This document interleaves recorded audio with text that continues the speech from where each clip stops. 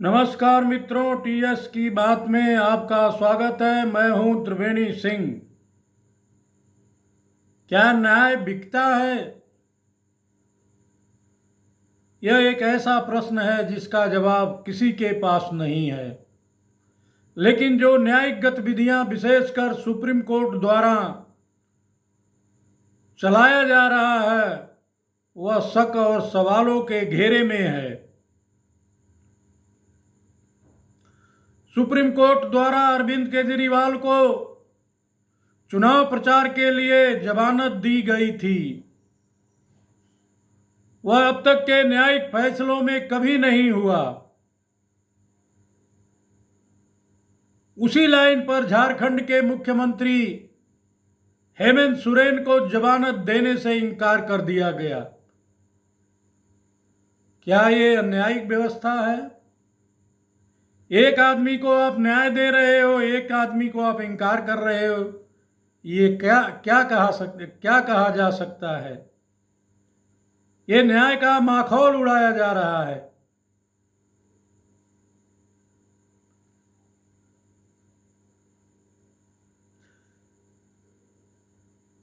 Case एक ही जैसा case दो तरह के फैसले न्यायालय के ऊपर उंगली उठाने का अवसर देता है। एक ही जैसा केस लेकिन फैसले दो तरह से देने पर न्यायालय के ऊपर उंगली उठाने का अवसर देता है। बात हम कर रहे हैं कि अरविंद केजरीवाल को पुनः सशर्त जमानत देने पर सशर्त जमानत दिया गया, जिसमें यह कहा गया है कि केजरीवाल सीएम ऑफिस में नहीं बैठेंगे, गवाहों को प्रभावित नहीं करेंगे। लेकिन जो फाइल एलजी के माध्यम से अरविंद केजरीवाल के पास भेजा जाएगा उस पर दस्तखत हस्ताक्षर करेंगे। देश के सबसे बड़ी अदालत ने फैसला सुना दिया, लेकिन उन फैसलों पर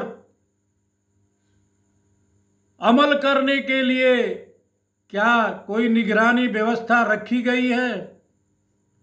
अपने ही केस की फाइल अगर केजरीवाल मंगाकर उसमें से कुछ पेपर निकाल लेते हैं तो कौन जिम्मेदार होगा? शराब घोटाले में किसी गवाह को लालच दे करके अपने पक्ष में कर लेते हैं तो कोर्ट ने निगरानी की क्या व्यवस्था किया है? वह भी केजरीवाल जैसे शातिर हेरा फेरी करने वाले राजनीतिक के केस मामले में न्यायालय द्वारा जमानत देना तो न्याय संगत है, लेकिन जिन बातों के लिए कोर्ट ने बंदिश लगाई है उसको रोकने के लिए न्यायालय ने क्या कोई न्यायिक तंत्र गठित किया है? अगर गठित नहीं किया है तो क्यों? उसकी कौन निगरानी करेगा? यह कैसे सुनिश्चित होगा कि न्यायालय के फैसले का पालन किया जा रहा है या पालन हो रहा है? ये कौन सुनिश्चित करेगा? सुप्रीम कोर्ट में इसकी रिपोर्ट कौन देगा? सुप्रीम कोर्ट ने जो फैसला केजरीवाल के केस में दिया है वह अंतर विरोधों से भरा है। सुप्रीम कोर्ट का यह सबसे कमजोर फैसला है और शायद न्यायिक इतिहास में इस तरह का कोई फैसला अब तक नहीं आया है।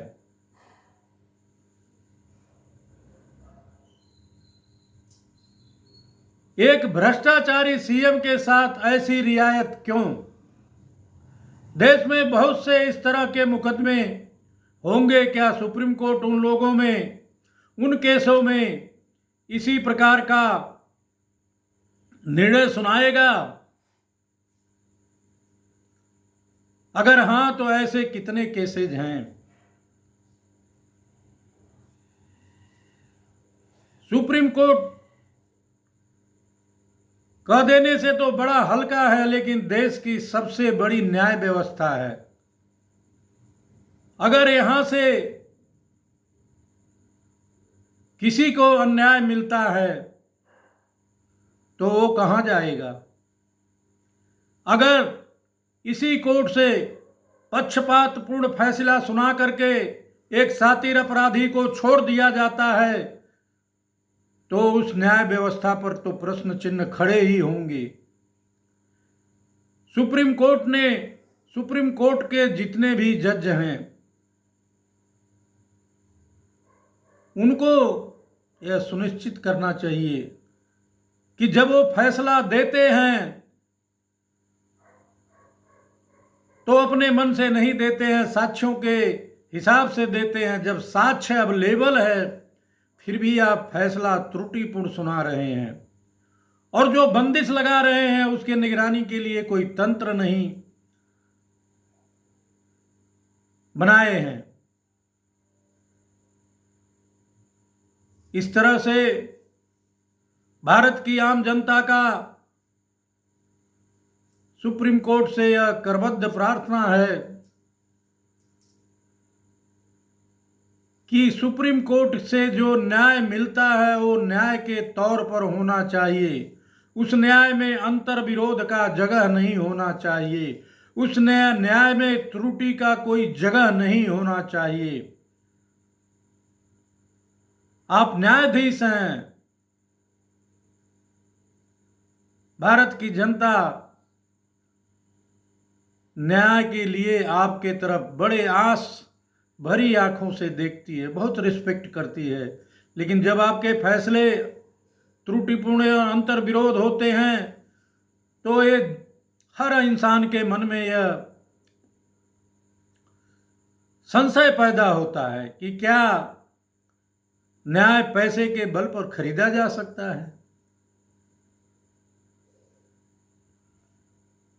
इसका जवाब आम जनता को नहीं मिला है, लेकिन यह जो भावना है यह आम लोगों के अंदर घर कर गई है। ये घर क्यों की है? क्योंकि फैसले त्रुटिपूर्ण हो रहे हैं। महंगे वकील, महंगा अपराधी पैसा देकर के केस जीत रहा है।